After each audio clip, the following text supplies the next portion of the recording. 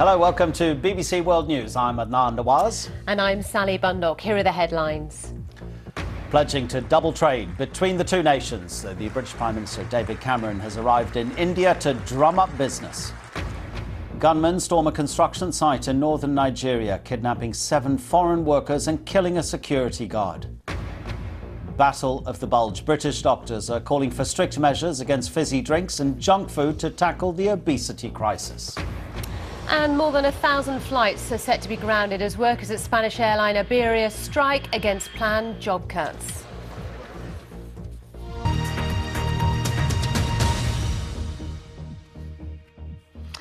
I'll also have news from China, where spending's grown at its slowest pace in 4 years during the week-long Lunar New Year celebrations. Well, we'll start with news from another global economic powerhouse. From China, we're going to go to India, which has welcomed the British Prime Minister David Cameron for a 3-day visit to the country. Time now for a look at the latest business stories. Sally Bundock is here. Sally. Thanks very much, Adnan. Well, we're starting with workers at the loss-making Spanish flag carrier Iberia are set to begin a 5-day strike at midnight today, Monday, grounding over 1,000 flights.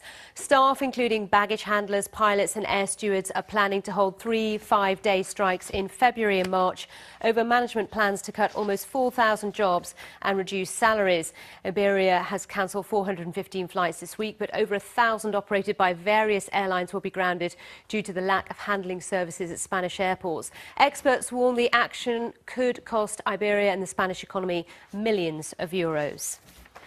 Retail sales in China during the week-long Lunar New Year festival rose at the slowest pace in 4 years. Sales in shops and restaurants last week were down by over 16% when compared to the year before.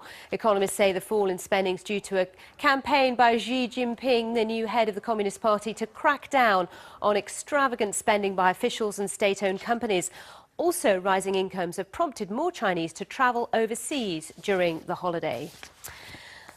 Well, the Japanese yen is continuing to slide against the US dollar, and shares in Tokyo are rising today following a lack of restraint on the Japanese authorities by global finance ministers. It was feared that G20 leaders and central bankers who are meeting over the weekend in Moscow would call for governments to stop taking action to weaken their currencies.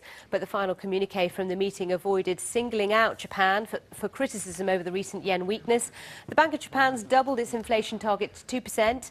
And it's all in an attempt to spur domestic consumption there. It's also expanded a key stimulus measure aimed at keeping long-term interest rates low. So let's have a look at the markets to see how things are going at the moment in Asia. And as you can see, Japan up by 2%. So as we mentioned, the fact that there's been no communique or action to try and restrain authorities in Japan in terms of their attempts to boost the economy there, that's helped the markets. But elsewhere, we're seeing a slight decline for Hong Kong and South Korea. And as we can see, a dollar buying almost 94 yen. So yen weakness continuing to be the theme, certainly today. That's all from me for now. I'll see you later. Back to you. Thanks very much, Sally.